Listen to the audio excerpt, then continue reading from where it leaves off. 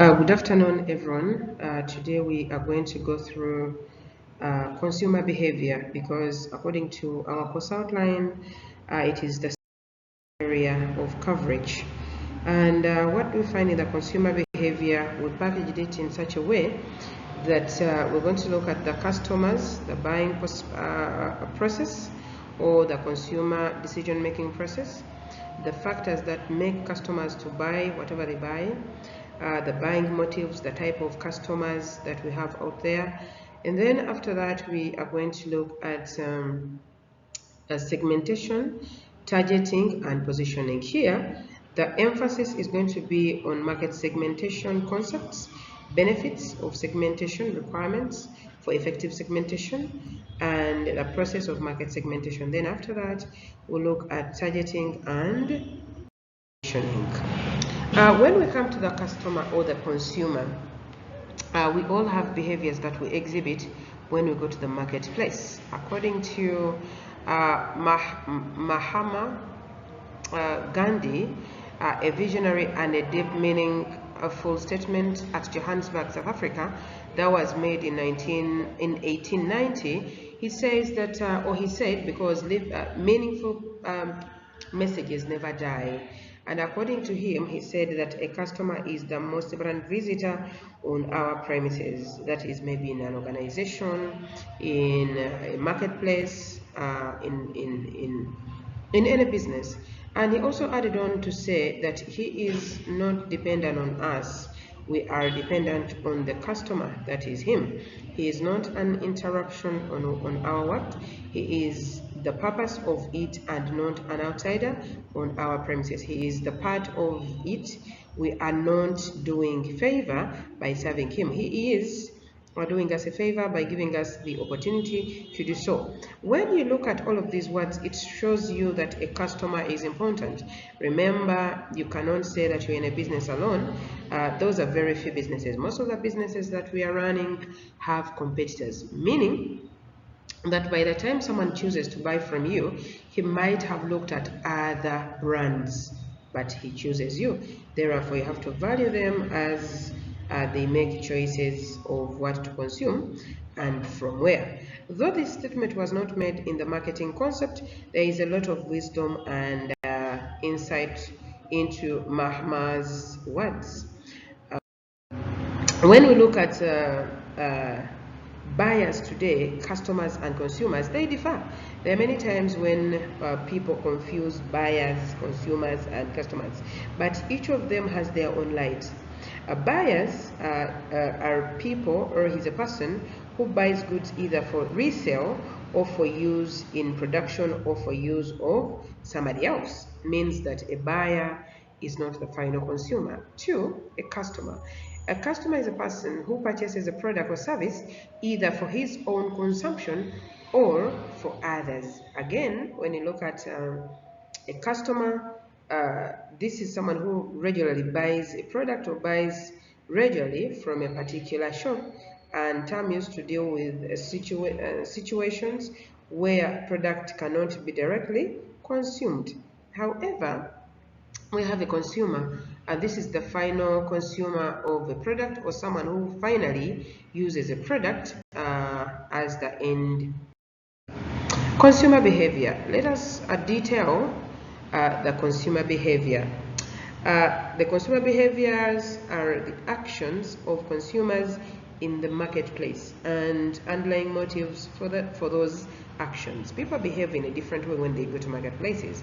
Therefore, marketers expect that by understanding what causes customers to buy particular goods or services, they will be able to determine which products are needed in the marketplace, which are obsolete, and how best to present these goods to the customers. Means that when someone comes to the marketplace and consume a particular good or service, there are certain things that they might exhibit. One, you might give them a product and they say that, oh, I don't like that. And if you register many people are rejecting a product, then you might realize that maybe that product is obsolete or it's no longer needed. Two, you might find that some customers might keep asking for a particular way of packaging a product, and then you realize that maybe they are not comfortable with the way the product has been packaged. So then you change accordingly.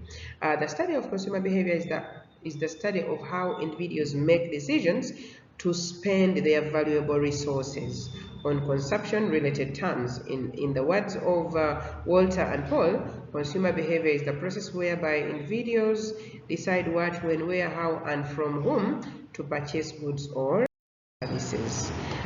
This process is quite important on the side of marketers and on the side of customers. We say that the modern marketing management tries to solve the basic problem of consumers in the area of consumption. To survive in the market, a farmer has to be constantly innovating and understanding the latest consumer needs and tastes. That's quite important. It is also important for the marketers to understand the buyer behavior due to the following reasons. Number one, when we carry out proper understanding of consumer behavior, then we are able to shape the fortune of an organization. Fortune of an organization could be the future.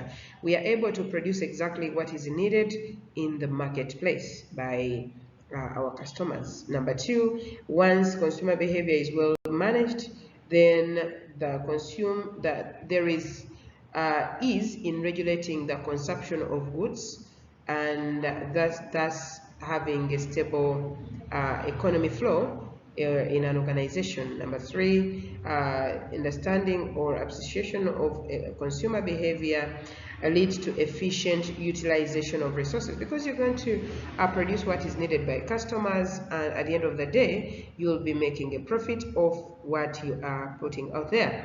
And also, because people are conscious about their health, while we understand consumers' behavior, why they consume whatever they consume, it brings us to produce what is preferred, more especially naturally, so as to be consumed by customers, because these days consumers are very much aware and conscious of their health.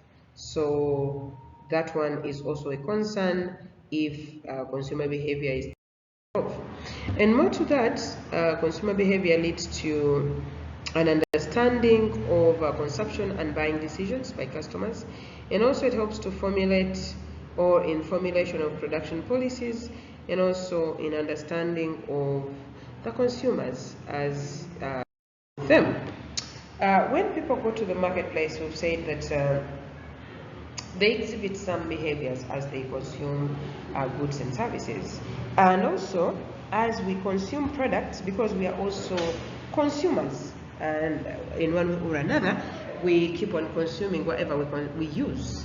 So there are types of consumer behaviors exhibited out there, and these are categorized into four.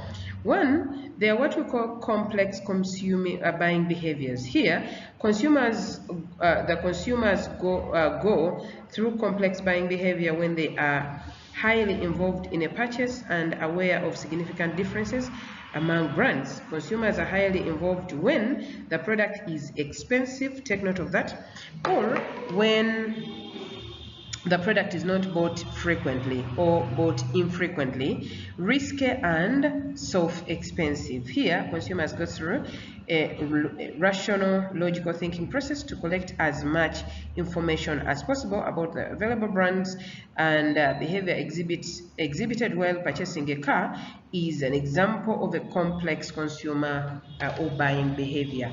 Definitely, I will take you also to the example of buying land. That is why people go to Ministry of Lands to make inquiries about the block numbers and plot numbers, because it is not an everyday consumption item that you're buying land every day. That is why it is one of the items that we put in the complex buying behaviors. Then number two, we have dissonance reduction buying behavior. Sometimes consumers are highly involved in purchases but see little differences in the brands. After the purchase, they feel that the product does not perform to their expectations. They may think about alternative brands, which has foregone in the brand selection process. As a result, they feel some discomfort. This mental condition is known as a cognitive dissonance. For example, I'll tell you about things like making hair. When we are making hair as women, sometimes we want to be factual with someone who is going to make our hair. And there are times when you make a choice and you're not comfortable after someone has dealt with you, and you become a little bit disoriented. So this is the kind of dissonance reduction buying behavior. Number 3, there are times when we have what we call variety-seeking buying behavior. Here, consumers have a lot more brand options to choose. At the same time, there are significant brand differences. Unit price of product is low, consumer involvement is also low, but consumers show brand switching behavior. They go on changing from one brand to another. They are experiments for the sake of variety satisfaction, and they exhibit variety-seeking behavior in case of a product. For example, when you're buying toothpaste, when you're buying detergents, when you're buying soap, these are everyday products. First of all, most of the times they are cheap and they are bought more frequently. So sometimes the consumers do not really take trouble to go for sometimes particular brands, although sometimes it is important, but still the customers don't even go to only particular places to buy such everyday items. And then we have habitual buying behaviors.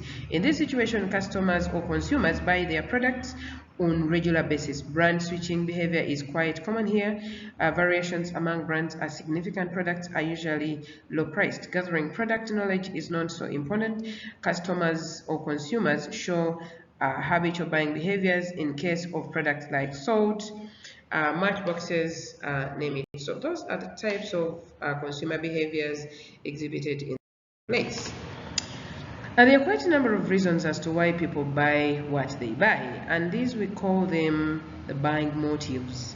There are times when we buy items because of emotions or rational motives, product or patronage motives, inherent or learned motives, psychological or social motives.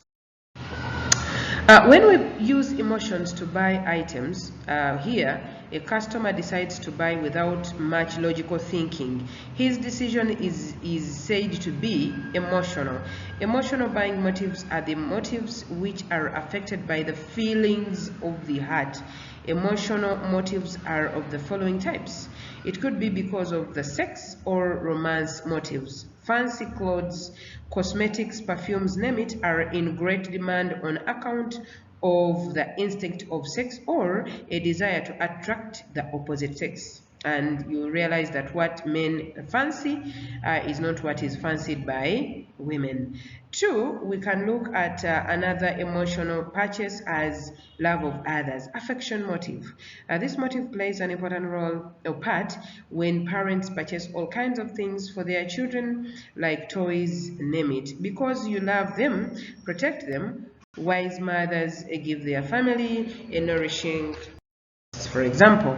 Number 3 is social acceptance. Every individual wants to have respect and acceptance from the group to which he belongs to. Thus, there are some purchases which are made because of social acceptance. Vanity motive. People like to feel important in the society among friends and to achieve status symbols. Hence, ladies purchase whatever they purchase, like costumes, expensive items, clubs, expensive homes, and men purchase whatever they purchase. Recreation and relaxation motives. People purchase sports, for example, and games, materials, indoor games, horse racing, tickets for cinemas, record players, because they want to relax or to do recreation. Curiosity motives. Adolescents will buy whatever they buy because of their age, and adults will buy whatever they buy because of their age. Emulation motives, comfort and convenience motives, among others. All of those ones are emotional motives. Then we have rational motives. When a buyer decides to buy After careful consideration and logical thinking, his decision is said to be rational or logical. Thus, rational buying motives are motives where a customer takes the decision of purchasing a product by his head and mind. In making rational purchases, the consumer considers price, duration, dependability, efficiency, convenience, among others. Rational motives are of the following types. It could be a monetary gain, efficiency in operation and use, dependency or dependability motive, among others. Number 2, we have product and patronage motives. The first one was emotional and rational motives. The number 2 is product and patronage motives. Product motives, this refers to those influences and reasons which make the consumer buy a certain product in preference to another. Product motives are of two types. They could be a primary product motive and a selective or secondary product motive. The primary motive of a product here, these motives induce a customer to purchase a general class of a product. These motives relate to the basic needs of people, for example, hunger, thirst, sleep, among others. Then the secondary motives or selective motives. These motives determine particular brands or items which will be purchased from the general class. For example, if I want to buy water, that is the primary motive. If I'm thirsty, I want to buy water, that is the primary motive. Now the secondary wouldn't be the brand of water. Will I buy ice? Sorry, name it. So then that one becomes a selective or a secondary motive. Then a patronage motive, these are those motives which determine where or from whom products are purchased. These are the considerations which induce a buyer to produce goods from specific shops. Key patronage motives include price, location, quality, services, personality of the owner or salesperson, among others. Number 3, we have inherent and learned motives. Here, inherent, these are those motives which come from the psychological or basic needs such as hunger, thirst, sex, sleep, etc. These are the motives for the satisfaction of which a consumer makes his best efforts, and if these motives are not satisfied, he or she feels mental tension. And the learned motives are those which are acquired or learned by a consumer from the environment and education. These motives are social status, social acceptance, fear, security, among others. While satisfying learned motives, the consumer does not consider even the price of the product. Then psychological and social motives. Psychological buying motives are those which are driven by internal psychological processes like learning, perception, attitude, among others. On the other hand, man is a social being. He cannot live away from the influence of the society. Therefore, his consumption motives are shaped by his interaction with society members and his family and society. Thus, social motives are those motives which are influenced by the society in which consumers live. When we are going to buy items, I'll give an example, like when you were coming to study, it was a process. You didn't just wake up and find yourselves in Uganda Christian University, for example. You realize that you need to add on your education, and that process of understanding that you need to add on your education, we called it the recognition of a need unsatisfied. When a need is not satisfied, it creates tension. You start thinking, by the way, I don't have this kind of qualification and I need it, and maybe for job security, so you become tense, and therefore you're recognizing a need. Number 2, you identify alternatives. After recognizing a need or what a want, consumers search for information about various alternatives available to satisfy the need. And when you looked around for MBA programs, you looked for the ones which are face-to-face, weekends, modular, online, name it, and you were trying to look at which one might suit you. Number 3, you evaluate the alternatives. Here, by collecting information during the second stage, an individual comes to know about the brands or the alternatives available and their features. Now, he compares the alternatives in the market and look at their attributes, price, quality, duration, or durability, among others. During the evaluation stage, the consumer may consider the opinion of others like relatives, friends, and wife, and then he selects the brand or the final choice that will give him or her the maximum utility. And then after that third stage of evaluating alternatives, then you make the purchase decision. Finally, the consumer arrives at the purchase decision, and purchase decision can be one of the 3, namely no buying, buying later, and buying now. If he decided on to buy now, he will decide the shop to buy from, or the organization to consume whatever they are consuming from, when to buy it, and how much to spend on the product. After deciding these, he will go to the shop, choose what to buy, and then the product or the brand of their choice. And afterwards, there are sometimes what we call the post-purchase behaviors. And here, we normally look at the satisfaction, the dissatisfaction, among others, what someone feels after consuming a product. And finally, we look at the factors that influence the buying behavior, or factors which determine the buying or consumer behavior are broadly classified into 6. They are psychological, social, cultural, personal, economic, and when we look at psychological factors, here we look at 1, consumer needs and motive. Why someone is buying a product. Is it a need or is it a want? 2, how do they perceive what they are buying? Perception is very important. Learning is important. Beliefs and attitudes are very important as psychological factors in behaviors. 2, we have social factors. While we are living in societies, they impact a lot on what we consume and what we not consume.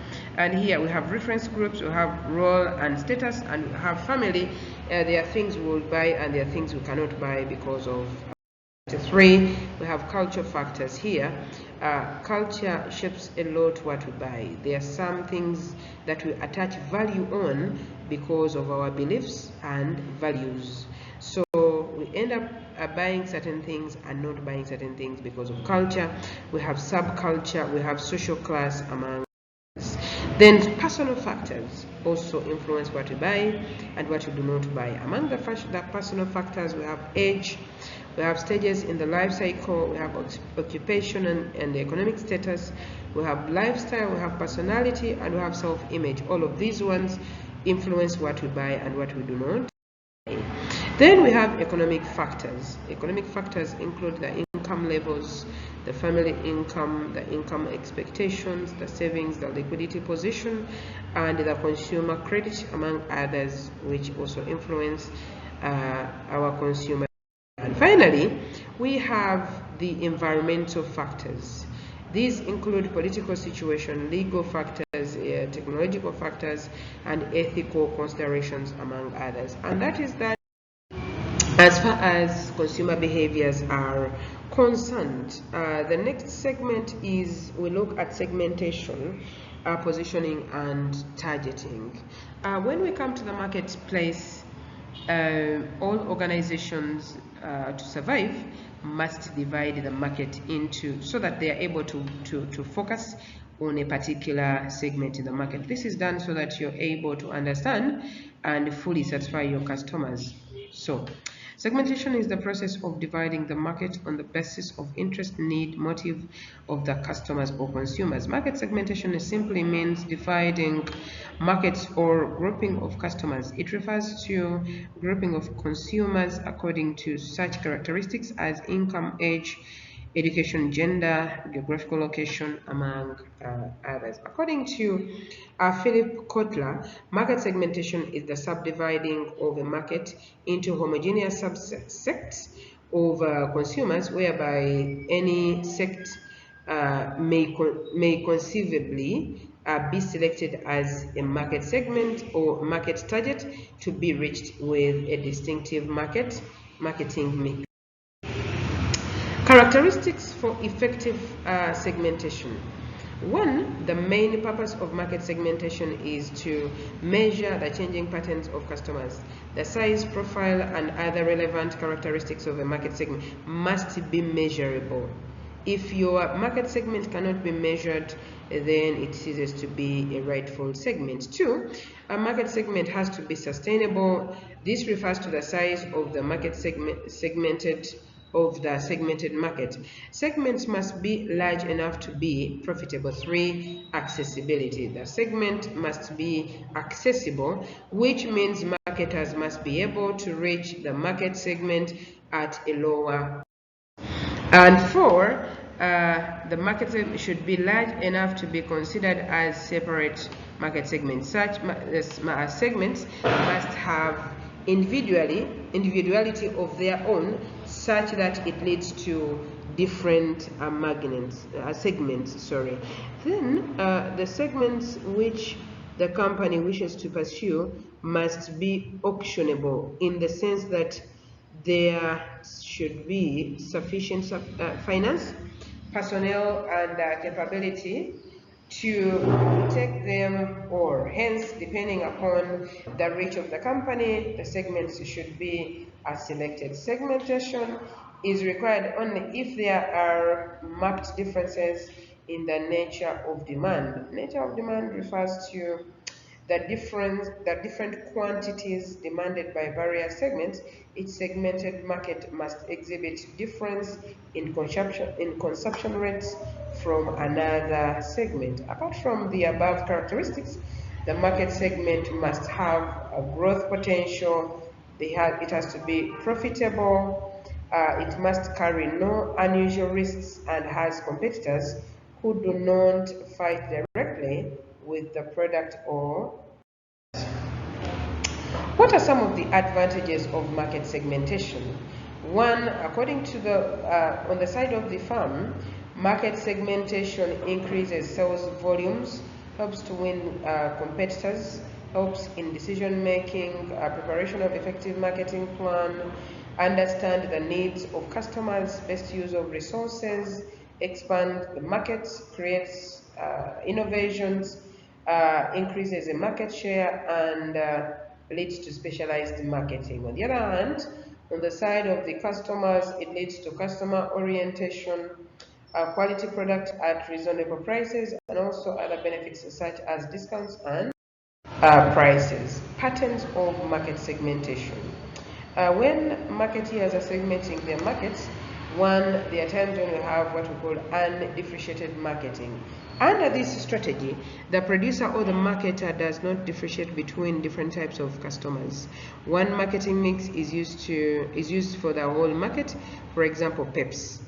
And on the other hand, there are times when we have the differentiated marketing. Here, a number of market segments are identified, and different marketing mix is developed for each of the segments. For example, most of the consumer products.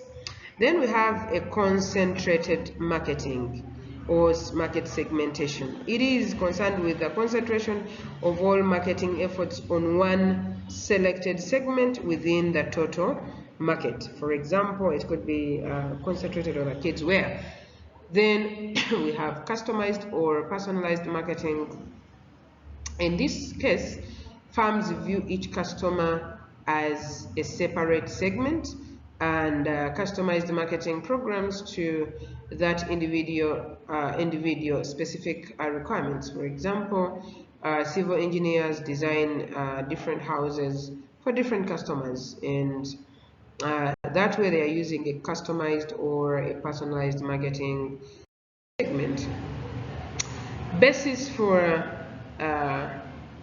market segmentation, we look at demographic factors, psychographic factors, geographic factors, among others. When we look at demographic factors as we are doing segmentation, we say that the market is segmented on the basis of demographic variables such as age, gender, family size, family life cycle, income, occupation, education, among others. And these very much affect a particular. Number 2, we look at geographic segmentation. We look at the area, the climate, the population density, among. Number 3, we sometimes have the behavioral segmentation, and this depends on the attitude, the product segmentation, the occasion, and the benefits, among others. Then psychographic segmentation looks at lifestyle, personality, social class, others. And then we go to targeting. When we look at target marketing, the target marketing is the process of assessing the relative worth of different market segments and selecting one or more segments in which to compete.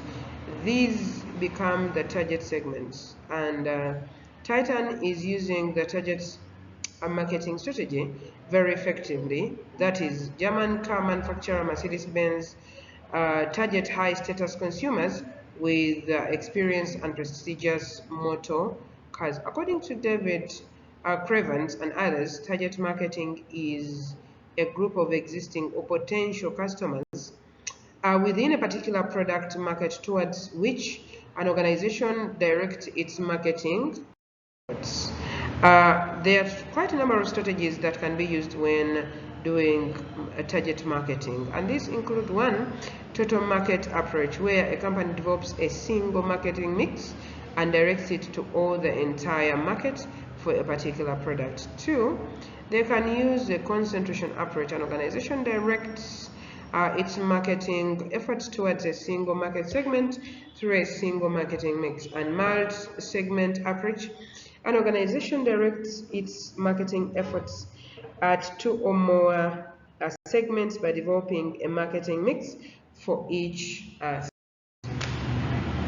are quite a number of steps that are used while taking on target marketing. Among others, usually, you can start by looking at the market segmentation. Here, markets are segmented on the basis of certain characteristics, as we mentioned. Then 2, you do what we call target marketing. And here, it refers to evaluating each market's segment attractiveness and selecting one or more of the segments to enter. 3, designing the marketing mix that will suit the selected segment. 4, product positioning, that is market segmentation strategy and market positioning strategy are likely to be side by side, so that they are able to serve the targeted market. Target marketing begins with segmentation and ends with. And finally, when we are done with choosing the segment and targeting the particular segment, then we position our product. The act of creating an image about a product, a brand, in the customer's mind is known as positioning. According to Michael Kotler or Philip Kotler, positioning is the act of designing the company's offer and image so that it can occupy, or it occupies, a distinct and valued place in the target customer's mind. In short, the process of creating an image for a product in the minds of a targeted customer is known as a product positioning. Steps in product positioning: 1, we identify potential competitive advantages. 2, we identify the competitor's position. 3, we choose the right competitive advantage. 4, we communicate the competitive advantage. 5, we monitor the position strategy. Then we have what we call elements of positioning. 1, when you're positioning yourself in the marketplace, you can use the product as your element for positioning. You can use the company as your way of positioning. You can use the competitors as your positioning, or you can use your customers. When it comes to the product is very easy to help you in positioning. You can use the design, the special features, the attributes, the quality, the package of the product, among others. When it comes to the company, some companies have a goodwill, and this leads to an aura to its brand. For example, there are some international brands like Tata, which have already won a goodwill among the customers. But then when it comes to competitors, the product image is built in consumers' mind in relation to the competing product. Thus, a careful study of competition is required. And for the consumer, the ultimate aim of positioning policy is to create a place for the product in the customer's mind.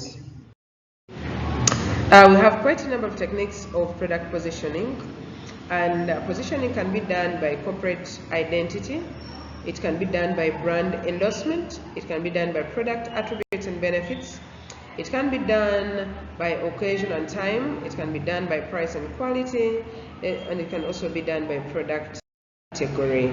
And that is that as far as consumer behavior is concerned and segmentation. Feel free to make inquiries when you go on the online link. You can post your questions, you can post your contributions if there is any, so that we keep learning from there. Have a good day.